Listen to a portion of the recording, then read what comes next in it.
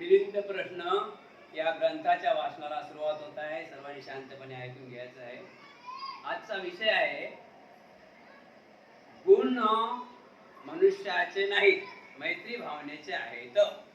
गुण मनुष्याचे नाहीत, मैत्री भावनेचे आहेत. महाराज वर सांगितलेले गुण एखाद्या मनुष्याचे नाहीत तर ते मैत्री भावनेचे आहेत. महाराज त्याच वेळी घडे भरून पाणी ओतणारा श्यामकुमार मैत्री भावनेचे चिंतन करीत नव्हता. महाराज ज्यावेळी मैत्री भावना माणसाच्या मनात उत्पोक्त भरली असते त्यावेळी अग्नी, विष किंवा हत्याराचा त्यावर कसलाही परिणाम होत नाही. महाराज अशा अवस्थेत जर कोणी एखाद्या मनुष्य त्याच्यावर दृढ हेतूने चाल करून आला तर त्याच्याकडे त्याला पाहण्याची सुद्धा हिंमत होणार नाही आणि त्यांचे काही वाईट बरे करण्याची त्या दृष्ट माणसाला संधी सुद्धा लाभणार नाही. महाराज वर सांगितलेले गुण एखाद्या मनुष्याचे नसून ते मैत्री भावनेचे आहेत. विषय आहे मंगळसूत्र. गुण मनुष्याचे नाहीत. गुण मनुष्याचे नाहीत. मनुष्य गुणी आहे काय? मनुष्य गुण हे मनुष्याचे नाहीत, मैत्री भावनेचे गुण आहेत. मंगलो मैत्री भावनेचे गुण आहेत. आपण मैत्री करसान तसे आपल्याला लाभ होणार आहे. मैत्री करसान तसं लाभ होणार ना. वाईट मैत्री केली तर वाईट लाभ होणार, चांगली मैत्री केली तर चांगला लाभ होणार. तर प्रश्न असा पडला 2 दिवसापासून की महाराज म्हणतात की भंते बुद्ध सांगतात की मैत्री भावना केल्यानंतर सर्व रोगाचा नाश होतो, विषारी याचा नाश होतो, कोणी त्या माणसाला कुठल्याच प्रकारे हानी पोहोचत नाही. तर असं जर आहे, मैत्रीमुळे आगीतून माणूस जाऊ शकतो, विष पण अंगावर पडत नाही, एवढं जर आहे तर मग त्यावेळेस सोमकुमार नावाचा एक व्यक्ती होता आणि तो मैत्री करत होता. तरी सुद्धा त्याला विष बाणाने त्याला बाधा झाली आणि त्याचा अंत झाला. विष म्हणजे त्याला कोणीतरी बाण मारला आणि तो त्याचा अंत झाला. असं का झालं? तो मैत्रीत होता. महाराज म्हणतात भंते नाक्षण. बुद्ध एका बाजून सांगतात की मैत्री केली तर आपलं कुठल्याच प्रकारे नुकसान होत नाही आणि तो तर सामपुत्र मैत्रीमध्ये होता. श्यामकुमार हा मैत्रीमध्ये होता. मग त्याला कसा बाण लागला? त्याला बाण कसा लागला? त्यावेळेस भंते म्हणतात की महाराज तो मैत्रीत होता असं म्हणता येणार नाही. तो मैत्रीत होता असं म्हणता येणार नाही. तो मैत्रीत नव्हताच म्हणून त्याला बाण लागला. तो मैत्रीत नव्हताच म्हणून त्याला बाण लागला. जर व्यक्ती मैत्री करत असेल त्याला बाण लागणे शक्यच नाही. कुठल्याही प्रकारे बाधा होणे शक्यच नाही असे नाक्षण भंतेजी महाराजांना म्हणतात. तर पुढे बघूया आपण. कवच. महाराज कुणी एखादा लढव्या सैनिक उमेद जाडीदार कवच अंगात घालून रणमैदानात उतरला तेव्हा त्याच्यावर कितीही बाण मारले तरी ते सर्व कवचाला लागून खाली पडतात. त्यामुळे त्या सैनिकाचे काही बिघडत नाही. तेव्हा हा गुण त्या सैनिकाचा समजला जाणारा नाही तर हा गुण त्याने उमेद कवचाचाच होय. महाराज तुम्ही म्हणता की सोमकुमार मैत्रीत होता तरी त्याला बाण लागला. तो सोमकुमार जरी मैत्रीमध्ये होता, तो मैत्री करत होता, पण ज्या वेळेस बाण लागला त्यावेळेस मैत्री करत नव्हता. उदाहरण सांगितलं महाराजाला सांगितलं की महाराज एक लक्षात ठेवा, जो एक लढाई करणारा व्यक्ती हाती ढाल तलवार घेऊन रणांगणात जाते तो ढाल तलवार त्याच्या कवच घालते. तो माहिती ना कवच म्हणजे काय? कोट म्हणतात ना त्याला, शिवाजी कोट घालत ना ते, त्याला कवच म्हणतात. त्याला किती बाण लागले तर त्याला हृदयात लागतात काय, ते बाण खाली पडतील म्हणजे तो कवच आहे. मंगल मैत्रीचा सुद्धा तो कवच आहे. मंगल मैत्रीचा सुद्धा तो कवच आहे. पण त्यावेळेस सोमकुमार हे मंगल मैत्री करत नव्हते म्हणून गोत्या झालेले आहेत, म्हणून त्यांना बाण लागलेला आहे. आता हा गुण कोणाचा आहे? त्या सोमकुमारचा आहे, त्या माणसाचा आहे की त्या कवचचा आहे? कशामुळे बचावला तो माणूस? कवचामुळे. बरोबर आहे की नाही? कवच सांगा होता म्हणून बचावला, नाही तर बचावला असता का? मग त्या माणसाचा गुण नाही, गुण कशाचा आहे? मग कवसाचा गुण आहे. त्यालाच म्हणतात मैत्री भावनेचा. मनुष्याचे नाही, मैत्री भावनेचा गुण आहे. कशाचे गुण आहेत? आपण जशी भावना करू तसे गुण आहेत. महाराज त्याचप्रमाणे हे गुण त्या व्यक्तीचे नसून मैत्री भावनेचे आहे. महाराज ज्यावेळी कोणी मनुष्य मैत्री भावनेत रमून गेलेला असतो त्यावेळी त्याचे अग्नी, विष किंवा तीक्ष्ण हत्यारा सुद्धा काही एक बिघडू शकत नाही. आणि दृष्ट विचाराने कुणी एखाद्या त्याच्यावर चाल करून आला तर त्या मैत्री भावनेच्या चिंतनात मग्न असलेल्या व्यक्तीकडे पाहण्याची हिंमत सुद्धा होणे शक्य नाही. तर त्याचे काय बरे वाईट करेल? काय बरे वाईट तर दूरच राहिले. महाराज हे गुण व्यक्तीचे नसून त्या मैत्री भावनेचे गुण होत असे समजले पाहिजे. महाराज जर कोणी मैत्री भावना करत असेल, मैत्री भावनेमध्ये कुठल्याच प्रकारे कोणताच दुश्मन त्याला टच करू शकत नाही. त्याच्यावर कोणतेच अग्नी, वारा, बाण काय कुठल्याच प्रकारे त्याला लागू शकत नाही. कारण की जसं रणांगणामध्ये सैनिक आपला शरीराला कवच बांधते बचावण्यासाठी, बाण तलवारसाठी, तलवार जे काय हत्यार लावण्यासाठी, हत्यार आपल्या अंगाला लागलं नाही पाहिजे, मार आपल्याला लागलं नाही पाहिजे, अशा प्रकारे तो कशाचं कवच घालते?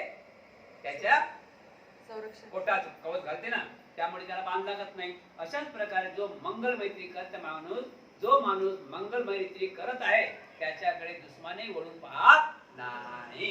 हा गुण कोणाचा आहे? माणसाचा गुण नाही. हा गुण कोणाचा आहे? त्याच्या मैत्री भावनेचा गुण आहे.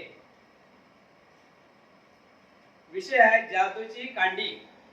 महाराज कुणी एक मनुष्य आपल्या हातात मंत्रलेली जादूची कांडी घेतो. ती कांडी हातात घेताच क्षणीच तो अदृश्य होतो. त्यामुळे तो सामान्य माणसाच्या दृष्टीत पडत नाही. तेव्हा हा गुण त्या व्यक्तीचा नसून त्या मंत्रलेल्या कांडीचा समजला जाईल. याचप्रमाणे वरील गुण त्या व्यक्तीचे नसून मैत्री भावनेचे होत असे समजावे. महाराज दुसरे एक उदाहरण घेऊया की एक जादूची कांडी. एक जादूची कांडी जादूगार आपल्या समोर त्याच्या कांडी आपल्या अंगावर फिरवते आणि तो अदृश्य होते. तर त्याचा गुण आहे का? तो अदृश्य होते, आपल्याला दिसत नाही. बघितलं ना आपण कधी कधी. तर तो त्याचा गुण नाही, त्या जादूच्या कांडीचा गुण आहे. जर त्याच्याजवळ जादूची कांडी नसती तर तो अदृश्य झाला नसता. म्हणजे कोणाचा गुण आहे? मैत्री भावनेचा, जादूच्या कांडीचा. दुसरा आहे पर्वत गुंफा. महाराज कुणी एक माणूस एखाद्या चांगल्या प्रकारे सुरक्षित असलेल्या पर्वताच्या गुंफेत बसला असता. गुंफेबाहेर मुसळधार पाऊस आला तरी तो त्या पावसाने ओला होऊ शकत नाही. महाराज यात त्या माणसाचे काही नसते, तर त्या पर्वतातील गुफेचा हा गुण आहे. महाराज हे समजलं पाहिजे वरील प्रमाणे. महाराज जसं तो कवच अंगावर लावला, कवच त्यानं अंगात घातला तर त्याला कुठल्याच प्रकारे बांधा पोचू शकत नाही, कोणताच बैरी त्याला बांधा पोचू शकत नाही. तसंच महाराज आपण अजून एक उदाहरण लक्षात घ्यावं की एखादा माणूस डोंगरात गेला आणि खूप पाऊस आला आणि पाऊस याच्या अगोदर तो त्या गुफेत जाऊन बसला. गुफा आहेत ना, गुफेत जाऊन बसला तर तो ओला होईल का? नाही. कारण का की तो गुफेत जाऊन बसला सोयी सरस्कर आहे. गुफेत नसता गेला तर ओला झाला असता. म्हणजे कवच सारखं. बरोबर आहे की नाही? पंचनाक्षम आश्चर्य आहे, अद्भुत आहे. आता मला समजले की सर्वच प्रकारचे पाप नाशाकरिता मैत्री भावना आवश्यक आहे. मैत्री भावनेने समस्त पुण्याचा लाभ होतो. मैत्री पंचनाक्षम जे कोणी कल्याण मार्गी किंवा अधोगतीच्या मार्गाला लागलेले असतील त्या सर्वांच्या प्रती मैत्री भावना केली पाहिजे. एवढेच नव्हे तर या जगात जेवढे काही प्राणी आहेत त्या सर्व प्राण्यांच्या प्रती मैत्री भावनेनेच फळ वाटून दिले पाहिजे. आपला कालचा विषय झाला माणूस जगण्यासाठी मैत्रीची गरज आहे. सबसे बडा रुपया नाही. रुपयाचं काम आहे तर रुपयाचा पैसा आहे तर पैशाचं काम पैसा करते. पैशाचं काम पैसा करते. जीवन जगण्यासाठी पैसा महत्वाचा नाही. कपडा, रोटी और मकान. काही पैशाची अजिबात पैशाची गरज नाही. लक्षात ठेवा, जीवन जगण्याला पैशाची गरज नाही. तुम्ही जे करत आहात ते लोभापोटी करत आहात. 10 मिनिटात बघा इथे डबा येते, लक्षात ठेवा. किती मिनिटात? किती मिनिटात? किती मिनिटात? ऐकून घ्या ना, समज, भाषा समजा. मोठा विषय, मोठा आहे विषय, लय मोठा आहे, लक्षात ठेवा. मी विचारपूर्वक बोलतो, ऐकून घ्या. मी विचारपूर्वक बोलतो आणि ते ऐका आणि तुम्ही त्याचा मार्ग काढा. पैसा हा महत्वाचा नाही, पैसा हा महत्वाचा नाही, त्याच्यापेक्षा माणसाची मैत्री महत्वाची आहे. पैसा घात करते, पैसा कमावून कमावून कमावून पैसा घात पण करते. पैसा तुम्हाला घराच्या बाहेर पण काढणार, मैत्री काढणार नाही.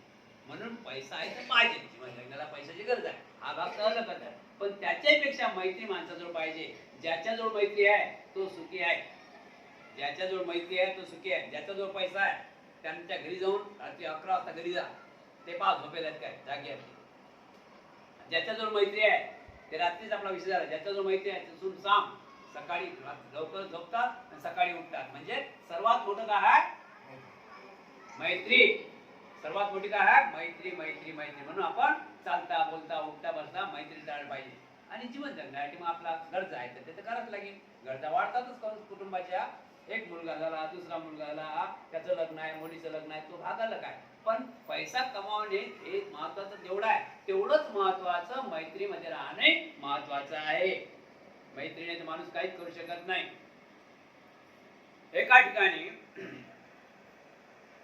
एका ठिकाणी आपल्या समाजाचा माणूस आणि कधीच जयभीम केला नाही कोणाला. वकील आहे, जयभीम केला नाही कधी कोणाला, कधी जयभीम नाही करायचं. वकील आहे ना. वकील म्हणजे समजून चाला तुम्ही, काळी कपडे, रुबाबा घरी यायचं, रुबाबा बाहेर जायचं. पण त्यांचं नाव गायकवाड होतं, त्यांचं नाव गायकवाड होतं.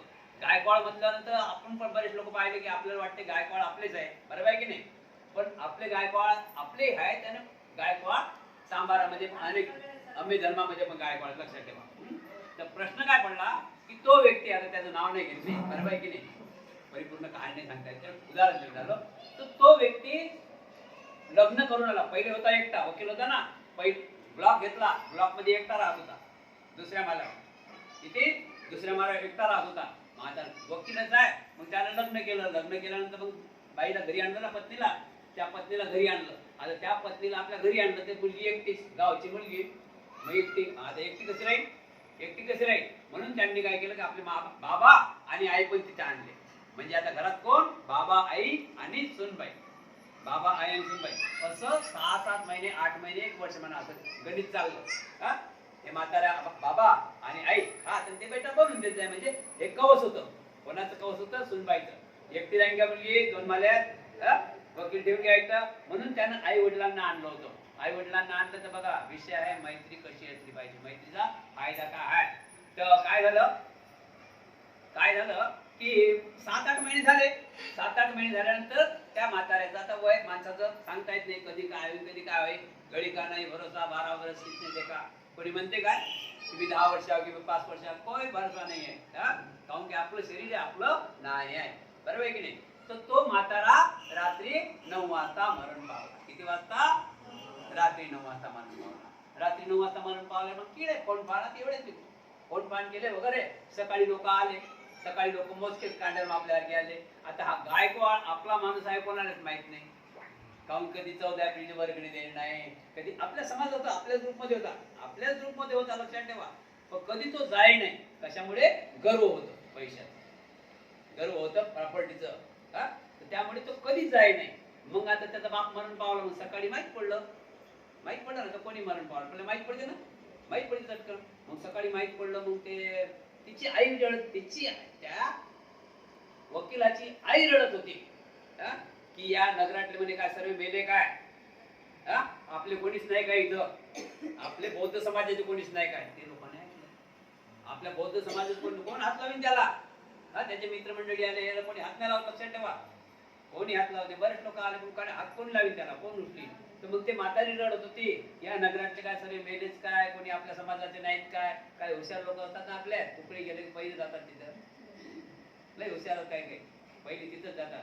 मग आपल्या लोकांना ऐकलं, मग ऐकले असं ऐकलं एखाद्यानं की मग त्यानं सगळ्या गावात माहित आहे ना, अपने कशी परिस्थिती माहित आहे ना, अपने जेल में पिस्तौल, ते जाऊ दे. असं समजलं की नाही?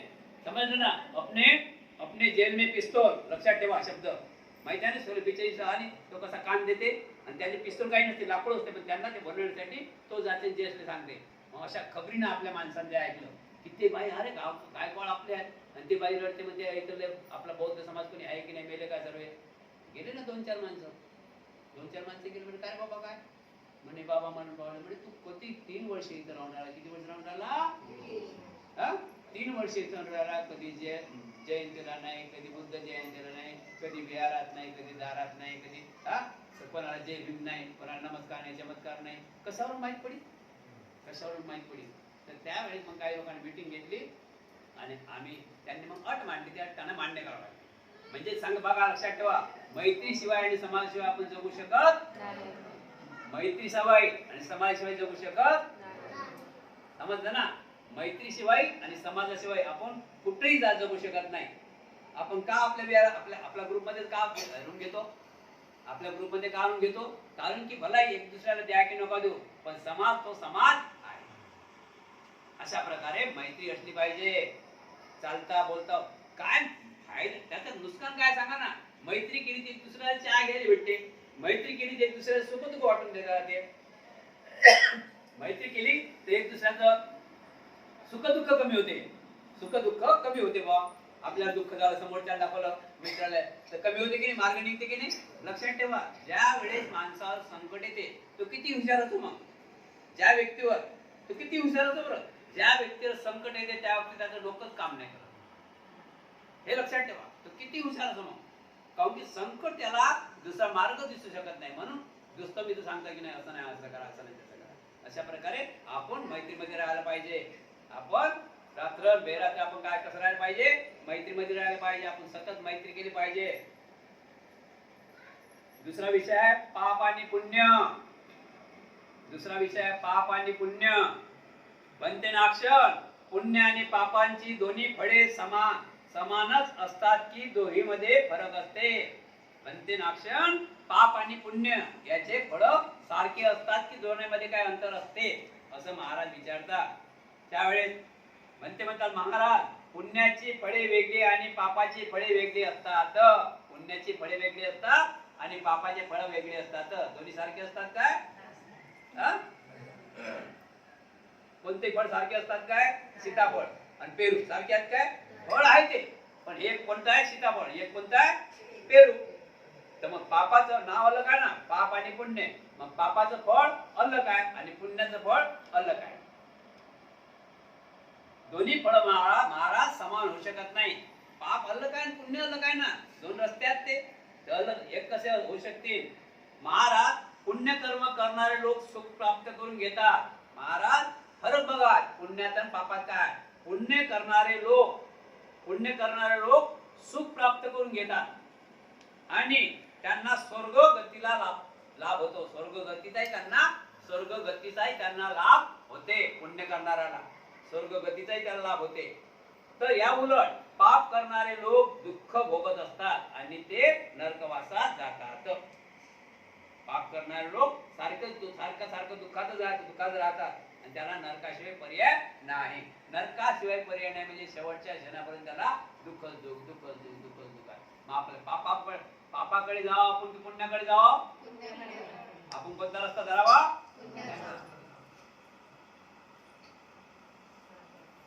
म्हणते ना अक्षर, तुम्ही म्हणता की देवदत्त कुटील हृदयाचा दुर्गुणी होता आणि बोधिसत्व सद्गुणाची खाण एकदम स्वच्छ पवित्र हृदयाचे होते.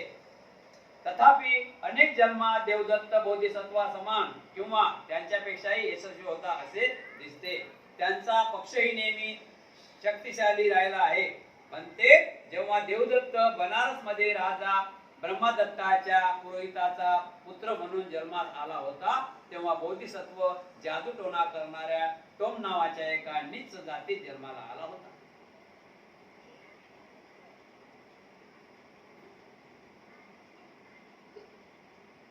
ते आपले मंत्र बळाने अवेळीच आंब्याला फळवित होते. हे एक असे उदाहरण आहे की देवदत्तापेक्षा बोधिसत्व जातीने आणि यशाने हीन होता. आता देवदत्ताची बोधिसत्वाची म्हणजे सिद्धार्थ गौतमाची यात खूप मोठा काही विषय आहे. तर विषय आपण यात जास्त आपण वाचन न करता शॉर्टकट घेऊया, कारण मी वाचन केलेलं आहे. तर देवदत्त आणि देवदत्त माहिती आहे कोण आहे? दगड फेकणारा देवदत्त. देवदत्त आणि सिद्धार्थ गौतम बुद्धाच्या संघामध्ये फूट पाडली आणि 500 लोक घेऊन गेला. तर इथं असं सांगण्यात येते आहे की देवदत्त हा राजा होता पूर्वी, आणि त्यावेळेस देवदत्त राजा असल्या कारणानं बोधिसत्व हे त्यांचे हत्ती होते, वाहन त्यांचं. म्हणजे सिद्धार्थ आणि देवदत्ताचा असा सामना चालला बरेच वर्ष. तर शेवट त्यांचा दाखवला आहे की सिद्धार्थ गौतम बुद्ध झाले आणि या देवदत्ताला खपलं नाही आणि देवदत्तानं संघामध्ये फूट पाडली.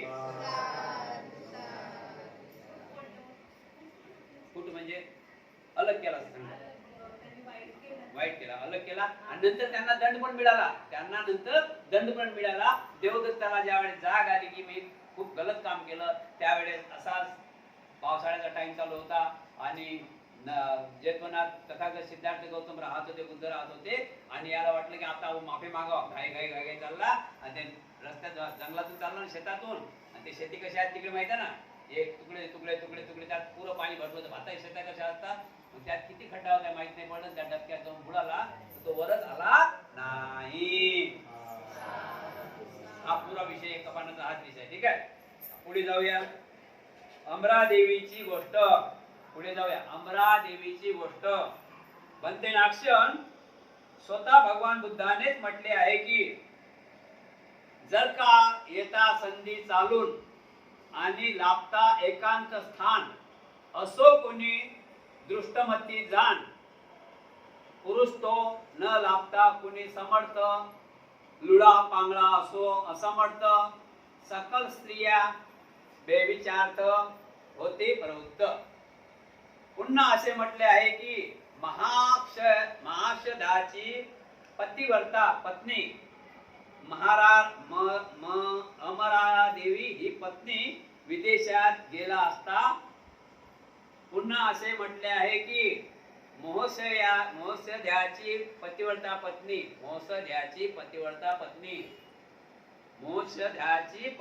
पत्नी अमरादेवी ही पती विदेशात गेला असता आपल्या गावी ती एकटीच व एकांतात राहत असताना तिला 1000 रुपयाची प्रभोमन दिले जात होते, परंतु तिने आपल्या पतीचं सर्वस्व मानून पाप कर्म कराव्याची प्रवृत्त होऊ शकली नाही. म्हणते नाक्षण वरील बुद्ध प्रदेशाची एक दुसऱ्याशी मिळती जुळती संगत नाही. पहिला उपदेश खरा मानावा तर दुसरा खोटा पडतो व दुसरा खरा मानावा तर पहिला खोटा पडतो. ही विसंगत कशी ते समजून सांगावे.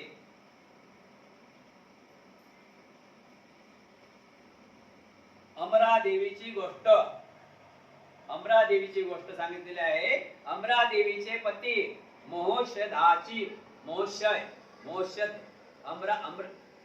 अमरादेवीचे पती मोहशद हे परगावी असा. हे पतिव्रता बाई होती.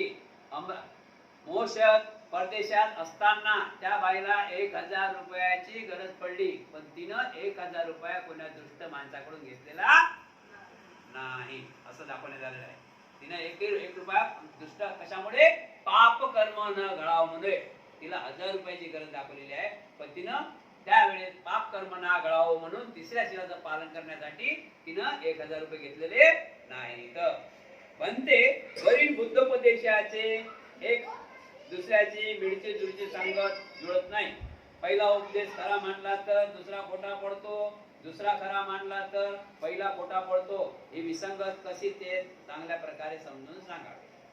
महाराज स्त्रीविषयी आणि अमरादेवी विषयी भगवान बुद्धाने जे सांगितले ती गोष्टी वचने खरेच आहे. महाराज तिने असे पाप कर्म केले असो किंवा नसो, परंतु या गोष्टीची परीक्षा उपयुक्त वेळ, एकांत स्थान आणि तसा दृष्ट पुरुष मिळाला तरच होऊ शकते. अमरादेवीला तसे काहीच मिळालेले नव्हते.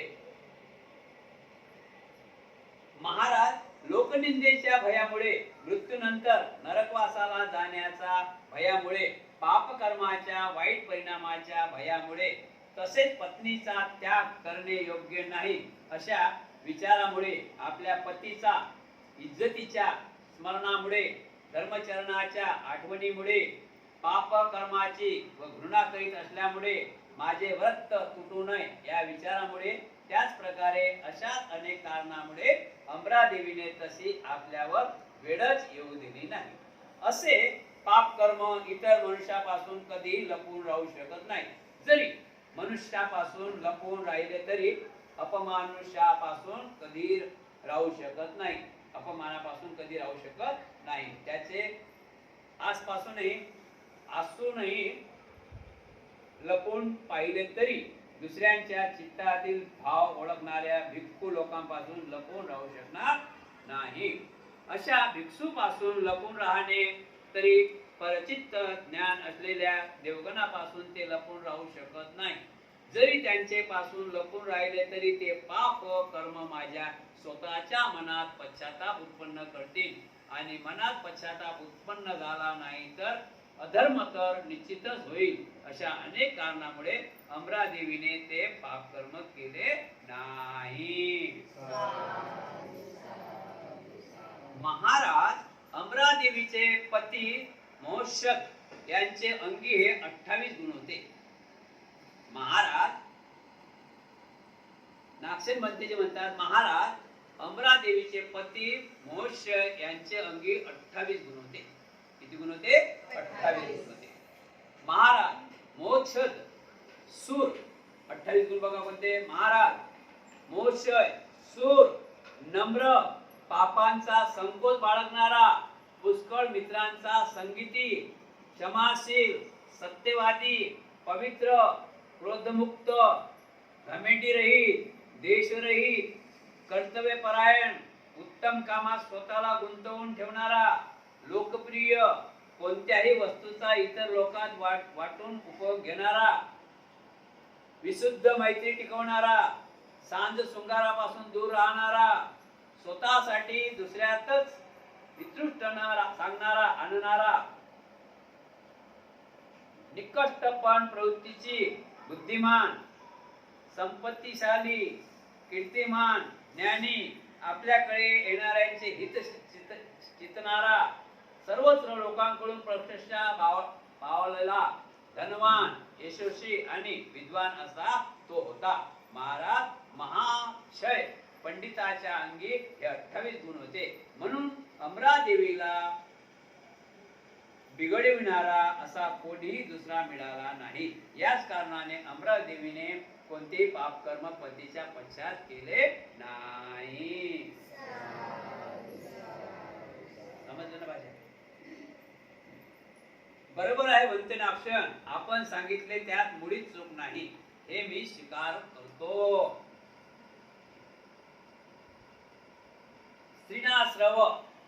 श्रीनाश्रव अरंताची निर्भयता. श्रीनाश्रव अरंताची निर्भयता म्हणते नाक्षण, तथागतांनी सांगितले आहे, अरंत लोक भयापासून सर्वदा मुक्त झालेले असतात. तथापि राजगृह नगरात धनपाल नावाचा हत्ती तथागतावर चालून येत आहे असे पाहून 500 श्रीनाश्रय अर्थ भिक्खू तथागतास तेथेच टाकून आपला जीवन मुठीत घेऊन आपला जीव मुठीत घेऊन वाट पडे तिकडे पडून गेले. त्यातील केवळ आनंद सवीर एकटेच काय ते तथागतांच्या सोबती राहिले. गंधेनाक्षण, हे असे का घडले? ते भीतीमुळे पडून गेले असावेत काय? किंवा तथागता त्यांचा मृत्यू कडलेला असेल असा विचार करून त्यांना एकटे सोडून ते पडून गेले होते की तथागत आपले समीप सामर्थ्य कसे दाखवतात हे पाहण्यासाठी पडून गेले होते. म्हणते नाक्षण, भगवंताचे हे वचन जर खरे असेल की अनंत लोक सर्व प्रकारच्या भयापासून मुक्त असतात, तर धनपाल हत्ती भगवंताच्या अंगावर चालून येताच आनंदाशिवाय 500 श्रीनाश्रव अनंत भिक्खू पडून गेले असे म्हणणे चुकीचे ठरते. आणि 500 अनंत भीतीमुळे पडून गेले होते की तथागत आपले अध्यात्म सामर्थ्य कसे दाखवतात हे पाहण्याकरिता ते पडून गेले होते. विषय आहे श्रीनाथराव अरंताची निर्भयता. आपल्या मिलिंद भगवान बुद्धांनी त्यांच्या धम्मामध्ये आपण ऐकलेलं आहे, वाचलेलं आहे. ज्या वेळेस राजगृहामध्ये तथागत बुद्ध राहत होते, तथागत सिद्धार्थ गौतम बुद्ध राहत होते आणि इथं नाव या हत्तीचं नाव जर आलं दाखवलं, धम्मपाल दाखवलं, पण त्यामध्ये काय नालागिरी नावाचा हत्ती आहे. कोणता हत्ती आहे? तर नालागिरीचं नावाचा हत्ती हा कोण? भगवान गौतम बुद्ध आपले 500 भिक्खू सहित त्या राजगृहामध्ये भिक्षा मागण्यासाठी निघाले होते. आणि हे देवदत्ताला माहित पडलं. देवदत्ताने काय केलं की अजातशत्रूचे जे हत्तीचं रक्षण करणार आहे तो नालागिरी नावाचा हत्ती थोडा पागल झालेला होता. तरी सुद्धा त्याला नशाधारी वस्तू पाजून, दारू वगैरे पाजून तथागत भगवान गौतम बुद्ध ज्या रस्त्याने येत आहेत त्या रस्त्याने बुद्धांना मारण्यासाठी देवदत्तानं तो हत्ती सोडून दिला. त्या लोकांना काही चहा पाणी दिलं, पैसा वगैरे. बरोबर आहे की नाही? तर अशा प्रकारे पण त्यावेळेस सिद्धार्थ गौतम बुद्ध आणि आनंद, हे आनंद बनते कधी सोबत राहून, बाकीचे बनते अरे भिक्खू लोक मागे आहेत. कारण की आनंद बनते त्यांचे सेवादारी होते, त्यांची भाषा फक्त आनंदच बनते ओळख होत होते बुद्धाची भाषा. कारण का की रात्रंदिवस बुद्धांच्या बाजूनच राहत होते, म्हणून त्यांना सर्व बुद्धांना काय पाहिजे काय नाही पाहिजे, बुद्धांना काय बोलत आहे हे त्यांना भाषा समजत होती, म्हणून ते जवळ होते. जसा नालागिरी नावाचा हत्ती तिकडून सुटला आणि तो इकडे सोडमार तिकडे सोडमार, कोणाचे दुकाने तोड, कोणाचे घर तोड, कोणाचे ताळ पाळ, आणि बुद्धांनी तथागत भगवान गौतम बुद्धांनी आणि भिक्खू संघाने पाहिलं. तर त्यावेळेस काय सर्व भिक्खू संघ अर्थ लोक होते, ते अनंतपद प्राप्त झालेले भिक्खू होते. ते बुद्धांना सोडून बाजूने झाले, धावले इकडे तिकडे आपला जीव वाचवण्यासाठी. पण बुद्ध आणि आनंद रस्त्यातून हल्ले नाही. म्हणून महाराज म्हणतात की नागशा, तुम्ही म्हणतात की अर्थपद प्राप्त झाल्यानंतर कुठल्याच प्रकारे माणसाला भीतीच उरत नाही. तर मग हे भिक्खू, हे अर्थ भिक्खू झालेले तथागत भगवान गौतम बुद्धांना सोडून हे पडून गेले आपापला जीव घेऊन. याचा अर्थ काय? मला असं वाटते की बुद्धाचे शब्द हे खोटे आहेत. अर्थपद एका बाजूने म्हणतात अनंतपद प्राप्त झालं त्याला कुठल्याच प्रकारे दुःख नाही, त्याला भय मुक्त होते तो. आणि एका बाजूने हे भयभीत झाले, याचं कारण काय? याचं उत्तर मला पाहिजे. जर एका बाजूने बुद्ध म्हणतात की अनंतपद प्राप्त झाल्यानंतर माणसाचे सर्व संकट दूर होतात, कुठल्याच प्रकारे विघ्न येत नाही, सर्व विघ्नाचा नाश होते. आणि जर आता बुद्ध सोबत असून सुद्धा हे 500 अनंत भिक्खू पडून गेले आणि बुद्धांना तिथं ठेवलं, बुद्धा त्या रस्त्यात उभे आहेत, आनंद पण थांबला नाही, आनंद पण थांबेला आहे. तर हे का? याचं कारण काय? मला असं वाटते की ते पडून गेले आहेत. तर मला असं वाटते की त्यांना बुद्धांची परीक्षा पाहायची असेल असे महाराज म्हणतात. तर कोणती परीक्षा पाहायची असेल की किती बुद्धामध्ये सामर्थ्य आहे, या हत्तीपासून आता आपलं संरक्षण करतात की नाही करतात, याच्यासाठी गेले काय? मला असं वाटते असं त्यांनी म्हटलं. त्यावेळेस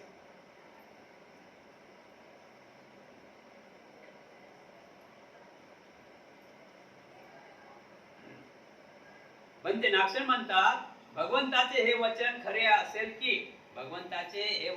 असेल की अनंत लोक सर्व प्रकारच्या भयापासून मुक्त असतात, यात काही शंका नाही. तर धम्मपाल हत्ती भगवंताच्या अंगावर चालून येताच आनंदाशिवाय 500 श्रीनाथराव अर्थ भिक्षू पडून गेले असे म्हणणे चुकीचे ठरते. आणि 500 अनंत भीतीमुळे पडून गेले हे म्हणणे खरे असेल तर अनंत लोक भीतीपासून मुक्त असतात असे भगवंतांनी म्हटले असेल तर हेही खोटे, हे खरे वाटत नाही. हे सुद्धा एक कोडे सोडवण्यासाठी मी आपणासमोर बंदेजी ठेवत आहे. त्यावर नागसेन बंदेजी म्हणतात, महाराज अर्थ श्रीनाथराव भिक्षू भयापासून मुक्त असतात असे भगवंत म्हणाले, हे यथार्थच आहे, हे सर्वात खरंच आहे. आणि राजगृहा नगरामध्ये धनपाल नावक हत्तीना भगवंताच्या अंगावर चालून येत असलेला पाहून 500 अनंत श्रीनाथराव भिक्षू पडून गेले. केवळ त्यावेळी भगवंतासोबत राहिलेले ते आनंद स्थविरच असेही सांगितलेले आहे. काही खोटे नाही, परंतु त्यांची भयामुळे अशी गाळण उडाली व ते पडून गेले असे नाही, किंवा भगवंताला एकटेच मरून देण्याच्या इच्छेने ते सैरावैरा पडून गेले असेही नाही. अनंत लोकात भयाची जी काही कारणे असतात ती सुमूळ नाश पावलेली असतात. त्यामुळे ते सर्व प्रकारच्या भयापासून मुक्त झालेले असतात. महाराज, जेव्हा कोणी एखादा माणूस जमीन खोदू लागला तेव्हा पृथ्वी घाबरून जाते काय, किंवा मोठमोठ्याने समुद्राचा आणि पर्वताचा मार सहन करताना पृथ्वी घाबरून जाते काय, किंवा मोठमोठ्या पर्वतांना खचून जाण्याची, कोलमडून पडण्याची, भेगा पडण्याची किंवा जळून जाण्याची भीती वाटते काय? नाही बनते नाही, कारण त्यांच्यात घाबरून जाण्याचे किंवा भयभीत होण्याचे कोणतेच कारण शिल्लक नसते. महाराज, अनंत श्रीनाश्रवांच्या बाबतीत सुद्धा असेच असते. या जगात भीतीची जी काही रूप असतात ती सर्व एकत्र मिळून एखाद्या अनंताला घाबरण्याचा प्रयत्न करू लागले तरी त्यांच्या हृदयात कोणत्याही प्रकारच्या भीतीचा विकार निर्माण होत नाही. महाराज, ज्यावेळी त्या 500 अनंतांच्या मनात असे विचार आले की आज नरश्रेष्ठ आणि जितेंद्रिय भगवान बुद्ध या श्रेष्ठ अशा राजगृह नगरात प्रवेश करतात, धनपाल नावाचा हत्ती अगदी समोर तथागतावर तुटून पडेल, त्यावेळी देवादिदेव त्या तथागतांचा निष्ठावंत सेवक स्थविर आनंद हा काही त्यांना सोडून जाऊ शकत नाही.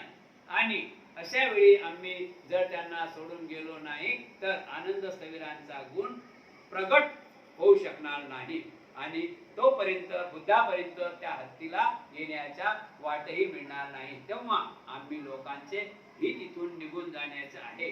असे केल्याने बरेच लोक क्लेशांच्या बंधनातून मुक्त होतील आणि सौकडे आनंदाच्या गुणाची प्रसिद्धी होईल. याच एकमात्र विचाराने 500 अरंत भिक्खू तिथून निघून गेले.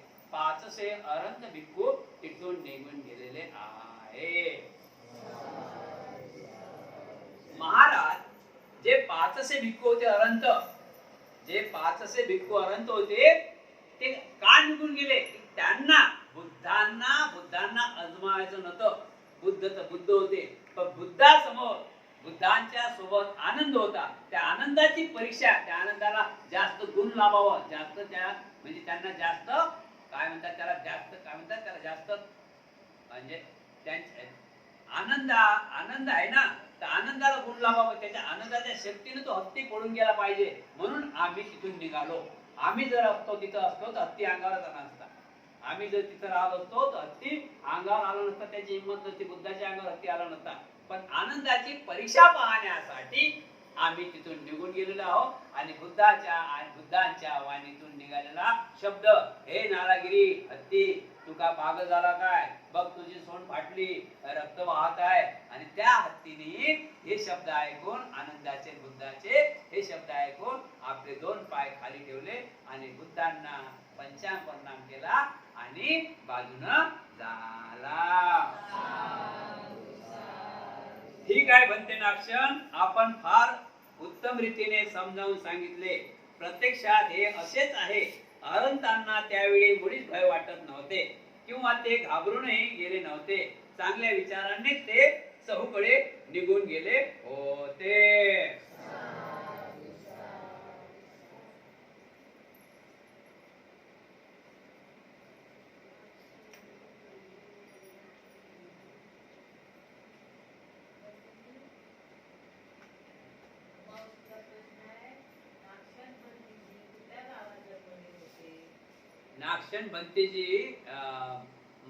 नागशन बंतीजी त्यांचा जन्म आता नंतर सांगा.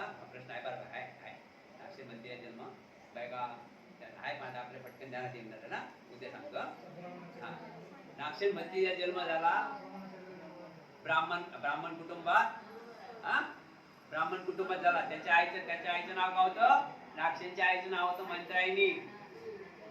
आणि त्यांचं त्यांच्या बाबाचं नाव काय होतं? सोनोत्तर ब्राह्मण. यांच्या घरी तो जन्माला आला. आणि हे जे जन्म आहेत ना, हे महापुरुषाचे जन्म असेच नाही, यांनी पूर्वी काही चांगले कर्म केलेले आहेत म्हणून असे जन्माला आलेले आहेत. पूर्वी चांगले कर्म केले आहेत म्हणून त्यांनी असे जन्माला आले आहेत. बोधिसत्व जन्म घेतात तर असेच जन्म घेत नाही. काल आपला विषय झालेला आहे. बोधिसत्व जन्म घेण्याच्या अगोदर आई कोणती असेल, गाव कोणतं असेल, घराणं कोणतं असेल, सर्व पाहतात, नंतर जन्माला येतात. विषय आहे दुसरा, सर्वज्ञेचे अनुमान. बनते नाक्षण, तुम्ही लोक सांगत असता की बुद्ध सर्वज्ञ होते, तथापि असे ऐकण्यात येते की सारिपुत्त आणि महामोग्गलायन यांना त्यांच्या समर्थासह संघातून काढून टाकल्यावर चातुर्माचे शाक्य आणि ब्रह्मा सहपती हे भगवंताकडे आले आणि त्यांनी बीज व वासरू यांची उपमा देऊन भगवंताची समजूत घातली आणि त्यांना क्षमा करायला लावली. बनते नाक्षण, भगवंतांना या उपमा माहिती नव्हत्या काय की जेणेकरून त्या ऐकून तथागतावर त्यांचा परिणाम झाला आणि त्यांनी त्यांना क्षमा केली. सर्वज्ञता म्हणजे कृपा, साधू काढणे, सर्वज्ञता. असंच आनंद भंती सारखं सारिपुत्त आणि महामोग्गलायन ही जोडी होती. आणि हे जोडी होती. यांचा गुरु होता संजय. त्यांच्याजवळ 250 तपस्वी होते आणि त्या 250 तपस्वी मधून, तपस्वी म्हणजे ऋषी म्हणजे दाढी होते, 250 तपस्वी म्हणून दोघ जण हुशार होते. हे दोघ जण सख्खे भाऊ नव्हते, पण सख्या भावापेक्षाही प्रेम करत. त्यांनी एक दुसऱ्याला विचार केला होता की संजयाचं आपलं काय, संजयचे सांगते ते आपल्या डोक्यात काही बसत नाही, म्हणजे आपल्याला म्हणजे अंधश्रद्धेमध्ये वाटते, म्हणून चांगला गुरु करावं. म्हणून ते लोक तथागत भगवान गौतम बुद्धाकडे आले. बुद्धाकडे आल्यानंतर बुद्धांनी त्यांचा प्रवचन दोघांना प्रवचन दिली नसून त्यांच्या संजय आणि त्या 250 लोकांना एका दिवशी प्रवचन दिली आणि सारिपुत्ताला संघनायक म्हणून तिथं घोषित करण्यात आलेलं होतं. आता संघनायक झाल्यानंतर सारिपुत्ताने महामोग्गलायन संघनायक झाल्यानंतर शेवटी सुद्धा एक टाइमला सिद्धार्थ गौतम बुद्धांनी त्यांची विहारातून हकालपट्टी केली. याच्या मागले कारण हेच होतं की त्यांनी चांगल्या प्रकारे अर्थफळ प्राप्त करून यावं. काय होतं याच्या मागले इतिहास? त्यांनी अर्थफळ प्राप्त करून यावं. म्हणजे जोपर्यंत बघा, आपण लक्षात ठेवा, आपल्या गृहस्थीमध्ये जोपर्यंत मुलगा आपल्या जवळ आहे तर त्याला काही दुनिया दिसत नाही, तर तो तिथं धडधड राहते. म्हणून आपल्या जवळ मुलगा जरी कोणी शाळेत शिकायला गेला तर नक्कीच यश मिळाल्याशिवाय राहत नाही, असा. ठीक आहे.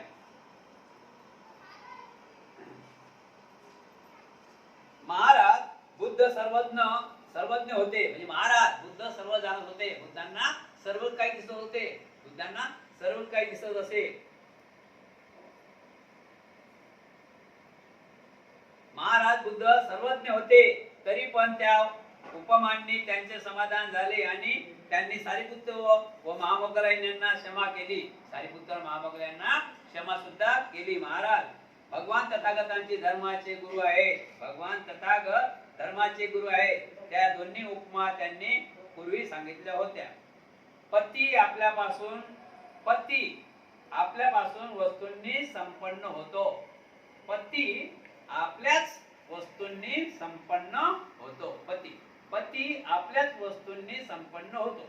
महाराज पतीकडून मिळालेल्या वस्तूचा उपयोग करूनच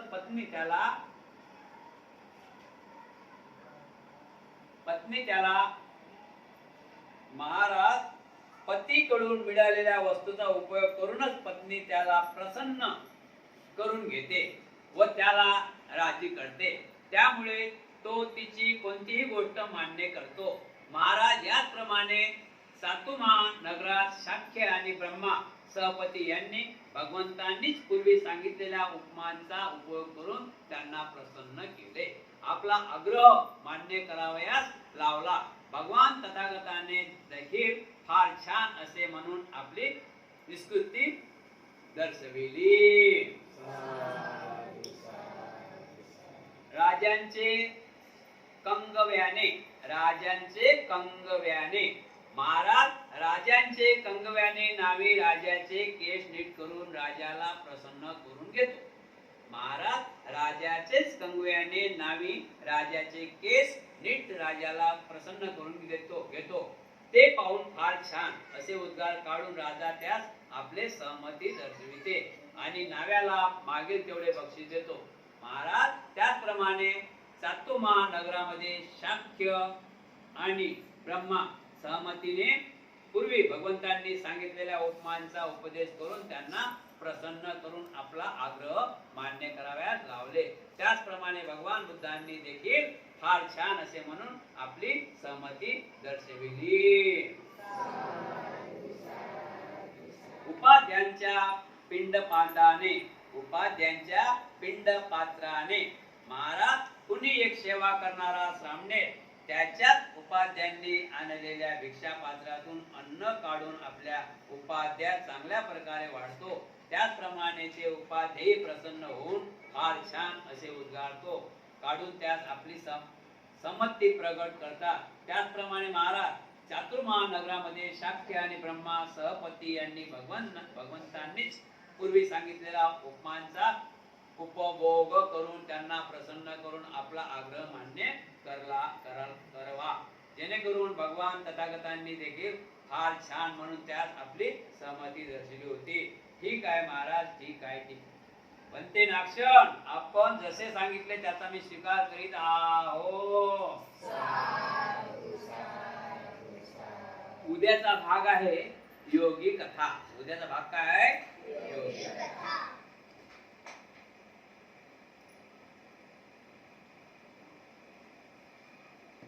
बघा मैत्री आपण कालपासून पाहून राहिलो. मैत्रीचे आपण ढंग पाहून राहिलो. मैत्रीचे दोन प्रकार आहेत. मैत्री म्हणजे मैत्री, चांगल्या माणसाची मैत्री आहे. चोराची मैत्री चोराची आहे. चोराची मैत्री, चोराचा मित्र कोण? चोर. चांगल्याचा मित्र कोण? नशाधारी माणसाचा मित्र कोण? जुगार खेळते त्याचा मित्र कोण? त्यांना विचार जुगार खेळणाऱ्या माणसाला की तुझा मित्र संत आहे का, दाढीवाला आहे का, बंदीचे आहेत काय? तुम्हाला वाटते का बंदीचे आहेत? त्या बंदीला पान तरी माहीत पडतील काय? तर या सांगायचा मतलब आहे की जसा मित्र अशी संगत असे गुण. जसा मित्र अशी संगत असे गुण. बरोबर आहे की नाही? तर बघा मैत्री असली पाहिजे. मैत्री कशी असली पाहिजे? मैत्रीमध्ये करुणा असली पाहिजे. मित्र कसा असावा? सांगतो रे चातुरा. एक चातुर म्हणजे माणसाला सांगून झाला. एक संत माणूस चातुर आहे ना, तर एक संत सांगून आला माणसाला, सांगतो रे चातुरा माणूस पाहुणी संगत करा. जो संकटी धावते तोच मित्र करा. नाही तर मग घर इकलं 10 लाख आहेत, मित्र घडी चाल तिकडे जाऊ, काय गाडी काढ, तू हे आता सायकल सोडून दे, स्कूटर सोडून दे, तू आता मोठी गाडी काढ, 10 लाख रुपये भेटले, गाडी काढ, त्याला गाडी घ्यायला लावीन, त्याला असं करायला लावीन, त्याचा तसं करायला लावीन, आणि त्याच्या गाडीत हा फिरीन, आणि त्याचे या हॉटेलमध्ये जाय, त्या हॉटेलमध्ये जाय, या बी मध्ये जाय, बी मध्ये समजलं, बिबा त्या बिबामध्ये जाय, पैसा खतम करीन, असा खाणारा मित्र नसा. म्हणून आपण मित्र कसा ओळखावा? सांगतो रे चातुरा तुम्ही सांगतो मी, सांगतो रे चातुरा माणूस पाहून संकट करा. जो संकटी धावते तोच मित्र करा. मैत्री कशी असली पाहिजे आपली? मैत्रीमध्ये जात धर्म नाही. मैत्रीमध्ये कुठल्याच प्रकारे भेदभाव नाही. ना स्त्री नाही, ना पुरुष नाही. ना स्त्री नाही, ना पुरुष नाही. मैत्री म्हणजे मैत्री फक्त मानवापुरतीच मर्यादित नाही. मैत्री चिडी, मुगी, माकोळा, बेंडूक, कुत्ता, सर्व प्राणी मात्राविषयी मैत्री आहे.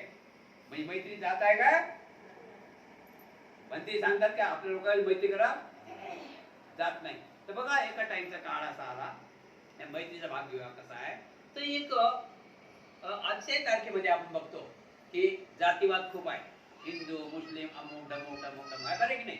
तर एक मुस्लिम बाई, एक मराठी म्हणजे 33 कोटी देवताला मानणारी बाई, एक बाई 33 कोटी देवताला मानणारी, एकटीच घरात राहील.